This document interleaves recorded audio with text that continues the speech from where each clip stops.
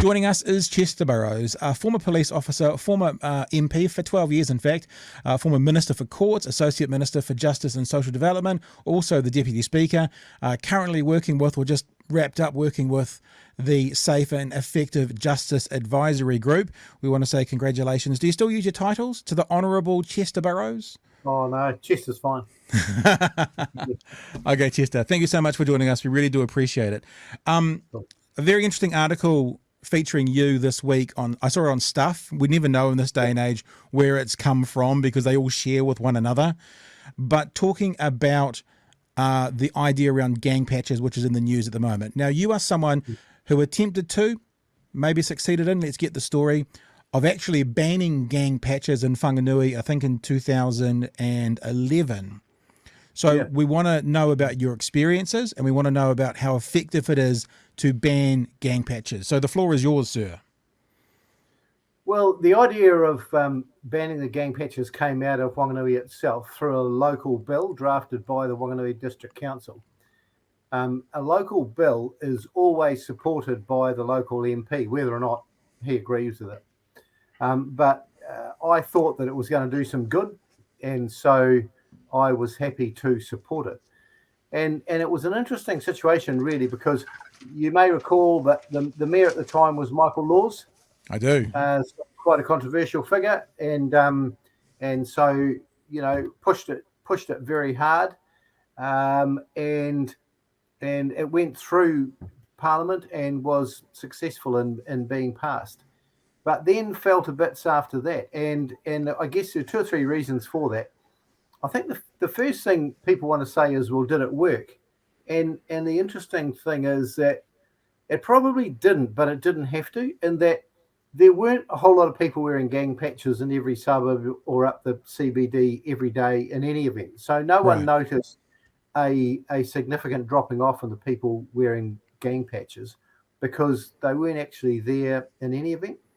But what happened was that the Hells Angels took a court action seeking a declaratory judgment around the legality of the legislation, because the legislation had been written in a way that said a number of specified areas listed by the District Council would be the centre of this legislation in which gang patches would be banned. So that was various parks, various reserves, sports grounds, all of that sort of stuff, which was fine. But it was by some quirk of fate, it was within the legislation to draw a line around the whole of the Whanganui city area, all the residential area, and say, well, we're going to ban them all within this line.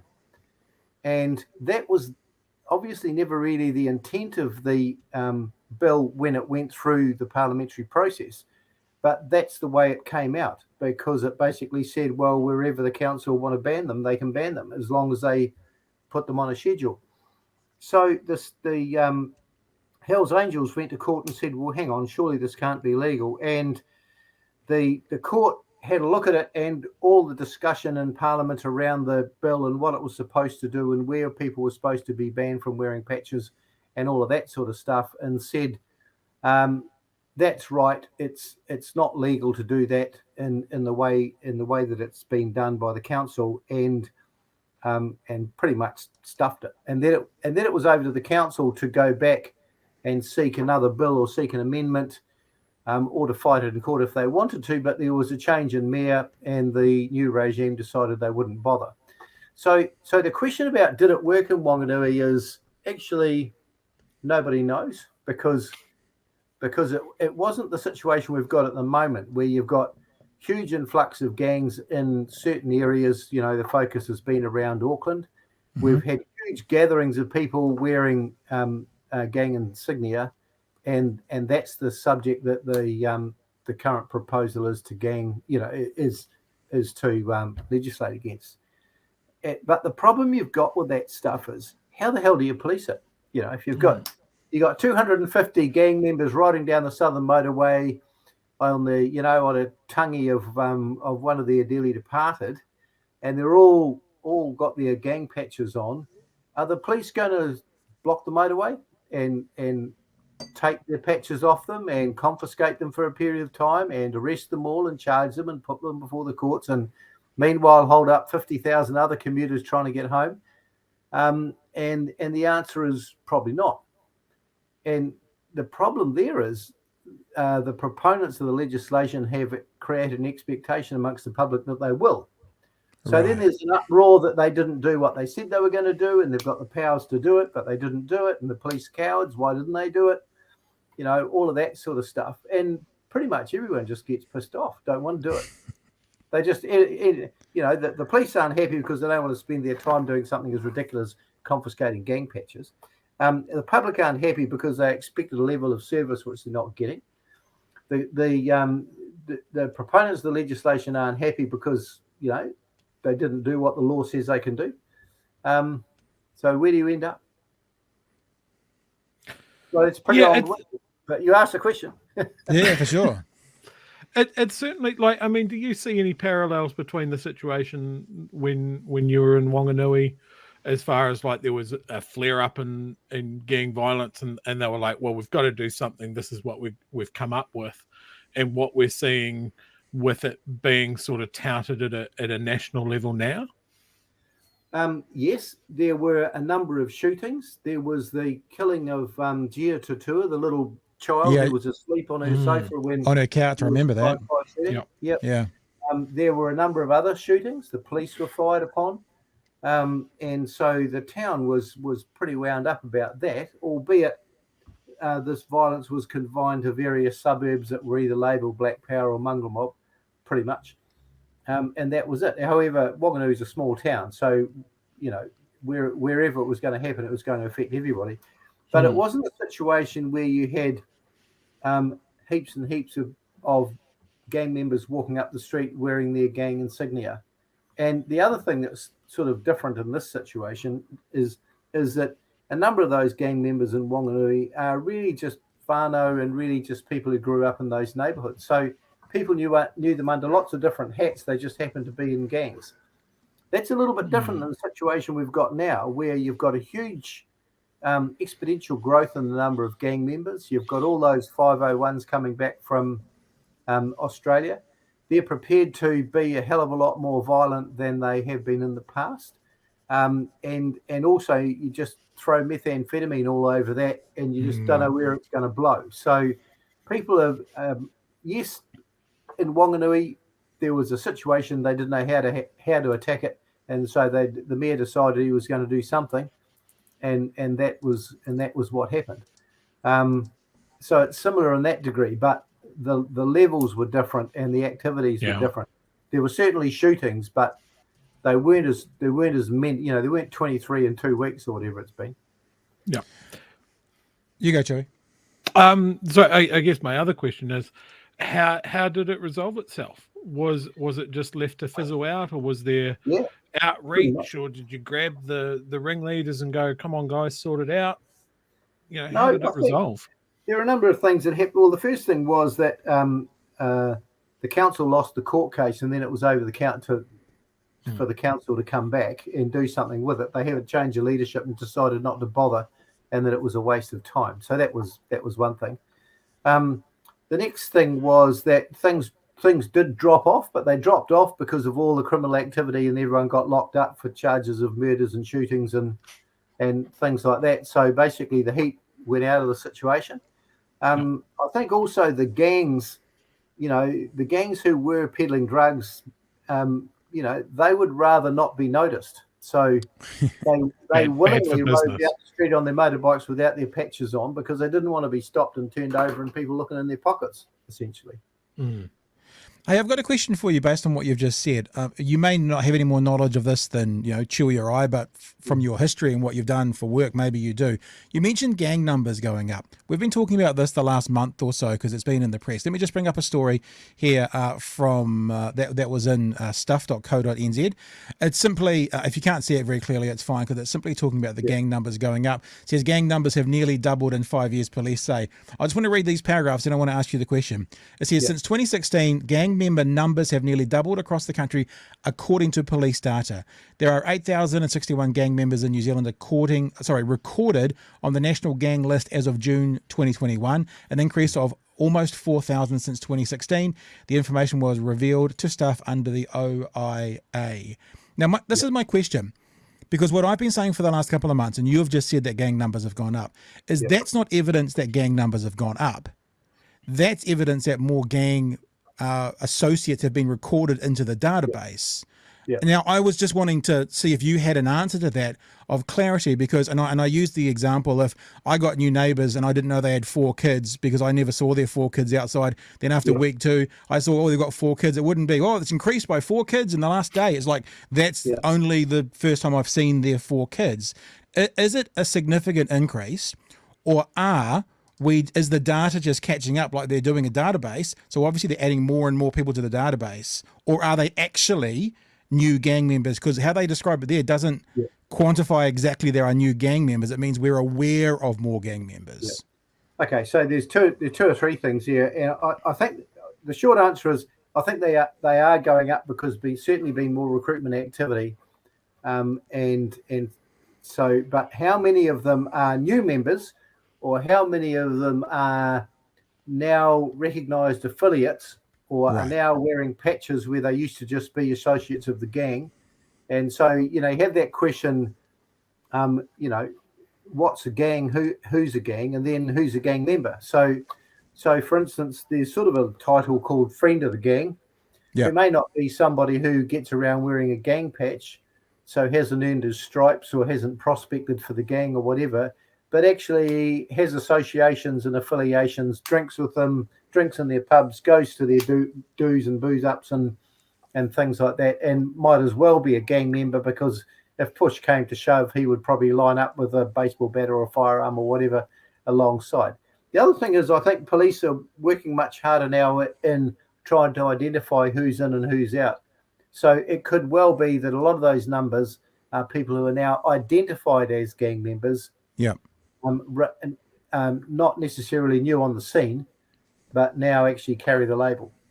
Right. So a claim of gang members have doubled can't be made of those, but the claim that gang numbers have increased is certainly accurate, is what you're saying. Yeah. Right. Okay. And we're seeing this, through the parole board. We're seeing active recruiting in prisons. We're seeing all sorts of things like that.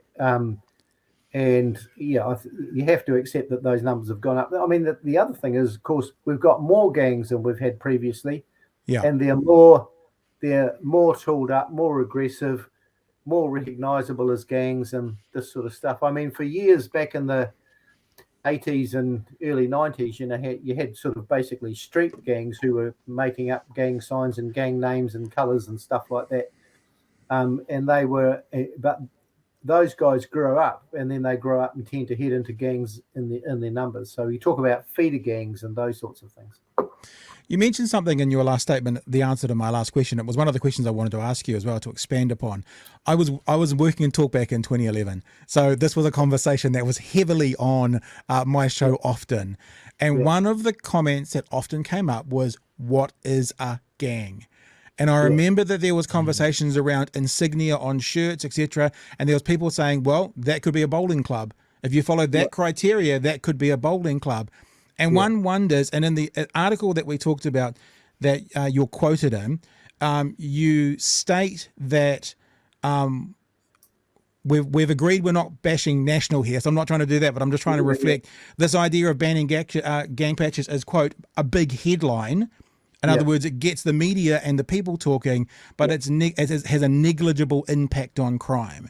That's what you're quoted to have said in the Stuff article. I mean, as far as as far as that sort of strategy or policy goes, it does have a negligible impact, and it could, of course, have a negative impact, because if everyone takes their patches off, you don't know who's who in the zoo. Yeah, so you don't need to take. But it does make for good copy, is what you're saying. It makes good headlines in the newspaper, just to also reflect on that. So, how did you in 2011 decide what was a gang, and how did you decide what wasn't? I'm going on memory now, but we did it by creating a definition of what a gang was, and sort of worked around organised criminal group. So So, for instance, it was funny that you say that, because I had this lovely little old Blue Rinse National Party lady who owned a Daimler, and Right. all her friends who, funnily enough, also owned Daimlers, had the Daimler Club, and they used to go for drives in the country and have coffee and white wine, and they had jackets, and they had Daimler Club patches on the back of their jackets, and she very earnestly and quite tearfully asked me if she was ever going to be allowed to wear her jacket in Wanganui. And I told her that was going to be okay.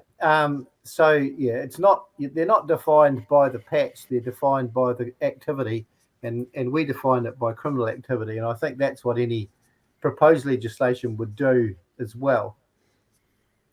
Yeah, that's interesting, because I'm thinking about other groups or other groups of people that may have criminal activity but not be gang affiliates. I wonder if there's some grey area there. But I'm more thinking about, I always think legislation has to be like cast iron, and it's difficult when it's got furry edges, and you're trying to think, how would that fit in? Well, we all in Wanganui also stipulated the gangs, right? So we named the gang. So you couldn't have the sort of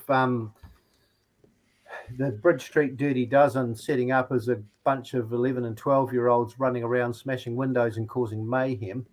They wouldn't be a gang. They would just be used who need dealing to. You say this would have a negligible impact on crime. I'm wondering, from your experience, I guess both inside government and outside looking in, inside of Parliament, inside government and outside looking in, do you have any ideas of what would make a difference? One of the proposals going around at the moment is warrantless searches. There's concerns around that for the Bill of Rights, and of course people are saying we don't afford the Bill of Rights to just the good people. Everyone gets coverage under the Bill of Rights, and we give everyone coverage to ensure all of us as individuals have coverage. But like warrantless searches, do you think that's something that could cause a difference? Do you have concerns of that area? And what do you think is something we could do as a country to help things like what you're seeing in Auckland at the moment?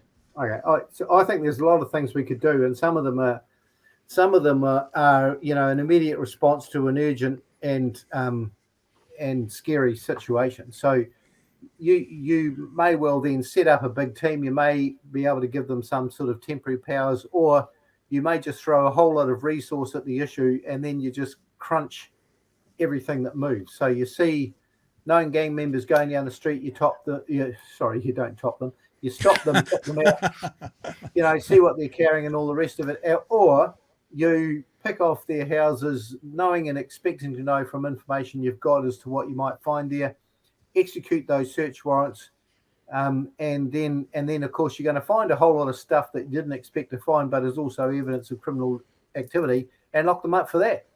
And what you're really doing there is shaking the tree so hard that it just brasses everybody off, because they can't move without the cops being there, and so they then start to button off themselves. So, but that's at the extreme end. Then there's the other stuff you do, like you identify the children of gangs in schools and throw extra resources and activities at them. You work hard to be able to work, say, with, for instance, the women in those gangs, because they're frequently the decision makers around the household, and the young ones who are going to grow up and not join the gang are going to be young ones who have come under the influence of, a strong and powerful wahine toa in there. It's going to be their grandma, or it's going to be their mother, or something like that. And I deal with people in gangs and associated with gangs, on a very, very frequent basis. And a lot of those kids grow up and don't be part of the gang because of what they've witnessed, and because they've been protective, and because of the intervention of someone. So the government could work hard to make sure that they are intervened with. But the other problem is there's a hell of a lot who grow up and just get inculcated into the gang because that's all they've known. Yeah. And you've got to work hard to break that cycle. And it's got to be across all those departments. You can't have education sitting there and saying, well, shit, but that's justice and it's got nothing to do with us. But the fact is that it's got everything to do with them, because 81% of people in prison don't read or write at their chronological age. And that's hugely significant. So then, the other thing is, of course, there's a hell of a lot of people who are in gangs have completely failed in the economy. So maybe MB can't sit off to one side and say, well, we're all about business and making the boat go faster, and gangs have got nothing to do with us. Yes, they have, because your inactivity or the inability of people who we've underskilled and educated poorly in another language and all this sort of stuff has meant that they are completely vulnerable within the workforce, and they make up such a huge percentage of people who aren't employed at a time when we've got incredibly low employment. So let's, but I certainly agree that you can't have a situation like we've got at the moment and then implement something that's not going to work for 20 years until the intervention with that 6-month-old baby pays out when that kid's 21, and is receiving his Bachelor of whatever and going off to have a meaningful place in New Zealand society. So you can't afford the lag time. You've got to do things that are urgent, responding to an emergency situation, but you've got to do things that are working day to day. Well, I agree with that 100%. So much. I'd love to see a headline like that. They're all the recommendations we made to the government back in September 2019. And the problem we've got now is that we're going to be in election in an election year in about 3 or 4 months. And then the government would be too scared to do anything that might be described as soft on crime. And that's what bothers me. You've got a government there in numbers where they don't even need the Greens to pass legislation. Yeah. Yes. Hey, I've got a really inappropriate question, Chester, and I know you're going to say I'm not going to answer that question, but there's a reason I'm going to ask it. And after you refuse to answer it, I'll tell you why I asked it. Who did you vote for at the last election? Yeah, I don't want to. So mean, Pat. All right, no, because the reason is, honestly, and I'm not trying to be disrespectful to National at all, but there was a headline out of America that says, isn't it weird how all the Republicans, when they're leaving office, all of a sudden they get like socially aware and socially conscious and they make a difference and they make statements. The way you're speaking, I don't hear any National Party member speaking like this ever. And it feels like the kind of conversation I hear coming out of the left so much. Well, and I'm saying that as a compliment, just so you can. I'm not trying to mock anyone. Fair enough. Well, I mean, the first thing to acknowledge is that I was told I was in the wrong party by both parties. me and Shane Jones. I had a great big billboard in the front paddock out the front of our house, which was advertising National. But I voted 100% on the project that we'd been working on, which was justice reform. And I wasn't going to get justice reform out of anything that was being said by the National Party. So they didn't get a vote out of us that election, but they'll probably get a vote out of us this election. Before we go, unless you've got something else true, but you can come in.